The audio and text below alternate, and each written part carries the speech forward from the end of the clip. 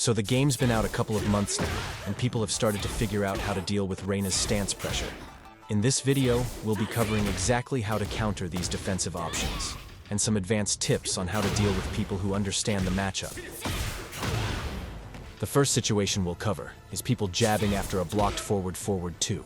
This beats our Sentai 2, 1+2 and grab. It's safe enough to not get beat by Armour, and most importantly it floats our Sentai 4. The only options that we have are Sentai 3, which will trade favorably for us, and Sentai 3+4. And if they're greeding for more than just a jab, Armour will work.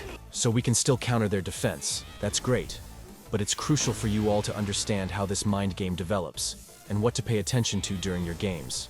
So let me explain a little bit. So the first layer of this situation is knowing how to counter your opponent's defensive option, which we've just learned how to do.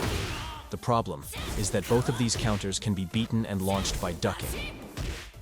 Your opponent may not know this, so I implore you to still try the level 1 counterplay. Shutting down their jab will re-enable all of your Sentai mix-up options until they figure out the appropriate counterplay. The second level of this mind game is identifying that your opponent knows how risky your level 1 counterplay is. What this means is your opponent is going to mix up jabbing and ducking, which is a far better 50-50 for them in terms of risk-reward, compared to just stand blocking or duck blocking. But because you're watching this video, you're one step ahead. Because they aren't just stand blocking, we can throw our scariest mids, and the most risk we take is eating a jab. No idea if level 2 counterplay was Namco's intention with the seemingly useless Sentai 1+2, but it feels good to finally figure out a good use case for this move.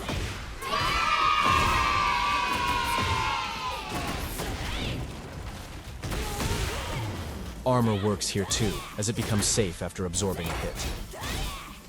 Just be careful as you can get grabbed out of it.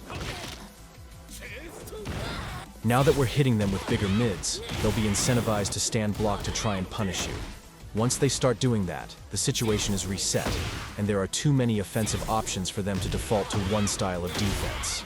So if you anti-Reina players thought you figured us out, try again, dinguses. Just kidding. There are a few more defensive measures our opponents can take, but we now know what indicators to look for to tell us where our opponent is in the mind game, and what countermeasures we take based on that. Let's see if together we can apply this logic to the other common defensive options. The next most common is likely dick jabbing. This beats everything except for Sentai 4 and Sentai 1-2. If our opponent can adapt to this, their best counterplay is likely just jabbing in hopes to get a float combo. And then we just follow the jab countermeasures we laid out earlier, of identifying where our opponent is and countering accordingly. Some players will opt for Armour, which is beaten with Sentai 3+4 in the grab. Alternatively, you can hard call out the Armour and punish. This is highly rewarding in certain matchups. Backswing blows and parries are highly matchup specific, but in general, you can Sentai into nothing to bait and punish. And Sentai 4 and 3+4 aren't parryable, and will have no issues reaching backswing blows. So, that was a lot of information for one situation, but it's by far the most common Reina situation, so I hope you get something out of it. The most important thing isn't actually the specific counterplay, but the logic that goes into troubleshooting the situation. Anyways, let's move on. The defense I've been seeing most of from Heaven's Wrath stance is sidewalk right, and Armour. Unless you're against Lily, you'll be pretty safe not getting your iron hand sidestepped when you're +8, which is after while running 4 and heat smash. For some reason, Heaven's Wrath 3-4 doesn't work this way, so I'm excluding it from the list. In pretty much every other situation, however, sidestep right is pretty scary. You have a lot of moves that track right, but one I rarely see is Heaven's Wrath 1 into Sentai 3. Yes, it's high, but it's fully hit confirmable, and a great way to get people ducking if the grab is too risky. As for Armour, the low is pretty underwhelming and risky when the string is finished. And our grab is risky out in the open, so what do? The first option is simply not going into stance so you can punish the Armour. The second option is going into crouch dash and either blocking or doing a low. This brings us to our next topic, which is the power of transitioning between stances. After Heaven's Wrath, one of our best mix-ups when not at the wall is Hell Sweep and Forward Forward 2.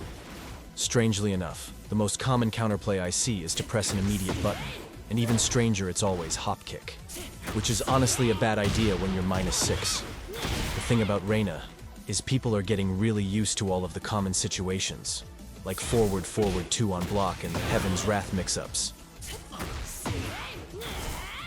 The way we mental stack our opponent is through stance transitions and alternative ways of getting into stance. One of my favorites is looping Unsoku and crouch dashes. The reason this is powerful is that we have access to both Unsoku 4 and Forward Forward 2, which have amazing range. Each crouch dash also acts as a bait for our opponents to try and keep us out with, which we can then punish with Unsoku 4. And if they don't take the bait, we can always keep the pressure with Waivu or other stance options.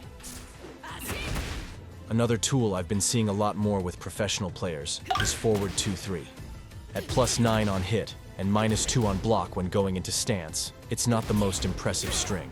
The power of it, however, is not only is it high mid with great range, the second hit is super delayable.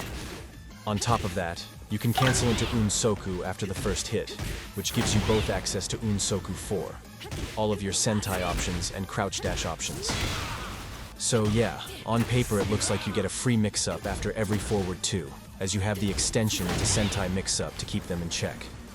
I'm gonna start spamming this instead of Forward Forward 2, and I'll report back with my findings. The next string that's worth noting is down Forward 4-2-3.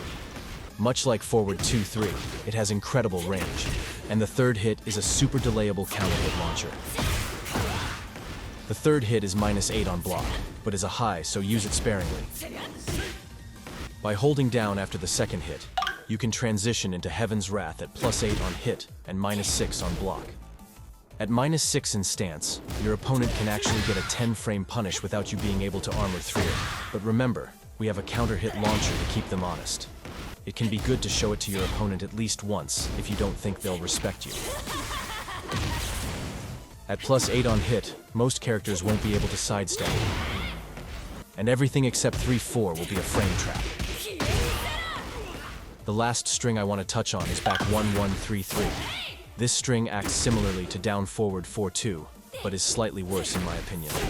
The last hit is a counter hit launcher, but is -16 on block. You can hold forward after the third hit to transition into Sentai at 0 on block and a huge +13 on hit. This makes Sentai 3 guaranteed and hit confirmable. Although back 1 is slow on startup, it's a good tool to have to enforce a mental frame mind game on your opponent, so keep it in mind. If you made it this far, thank you and great work. There's so much more to explore about Reina, and I'd love to hear your feedback or any tips and tricks you may have found on your way. Stay creative, and as always, thanks for watching.